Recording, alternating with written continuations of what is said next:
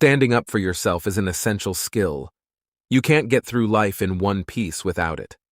For many people, setting boundaries is anything but easy, and they find that those around them don't respect them as they should.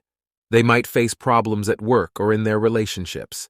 Here are the best ideas to develop the skill of communicating assertively and setting your boundaries in a healthy way.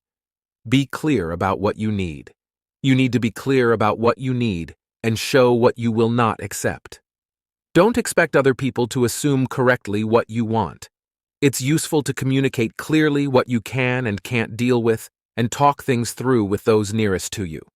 You can talk to people about what you want and need, considering the issues as they arise.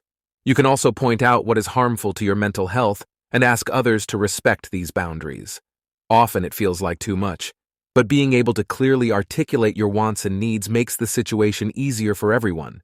It's a good thing to communicate, and it's not unreasonable to share topics that are difficult to handle or situations that you would prefer to avoid. Speak up when someone is not treating you well. It's hard to speak up when you feel you're being mistreated.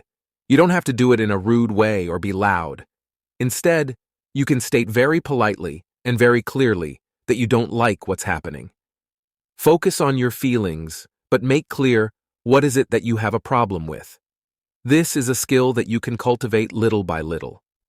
Hopefully, this is not a situation that happens a lot in your life, but you can prepare what you might say in advance. If you know a person who is often argumentative, be ready and have a phrase to go. You might struggle the first couple of times, but eventually you can see that it works and that you are able to do this successfully. Remember that you get to set the rules as to how you are treated. You might not get to dictate how others act in all situations, but you do get to decide how you want to be treated. If people are mean to you or do things that are harmful, you always have the option to stop associating with them, walk away, or tell them that you will not agree to this behavior. Some people might say you're too sensitive or that you're being too much.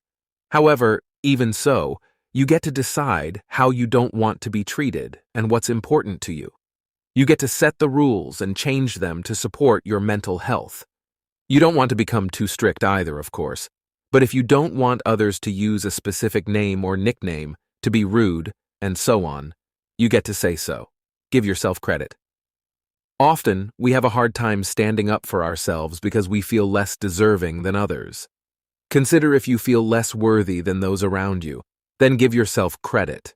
You are not the best person in the world, certainly, but you don't need to be to address mistreatment or talk about issues that are bothering you. We all deserve to be treated well and with respect. If it's hard for you to give yourself credit, think whether you would accept a dear friend or a close relative being treated as you are. Could you speak out in that situation? If so, you get to extend yourself the same grace as you would another person. Take it step by step. If you have always acted shy or been less outspoken, you shouldn't push yourself to do a complete shift right away. It will take time. Give yourself the time and start practicing this skill, because it is a skill. Maybe it's hard to go and confront your boss. Start small. Tell the server that you didn't get the right drink or that you would like a refill. Speak out for other people. See how you can become more comfortable with this over time, and then you can put it in practice in other situations too.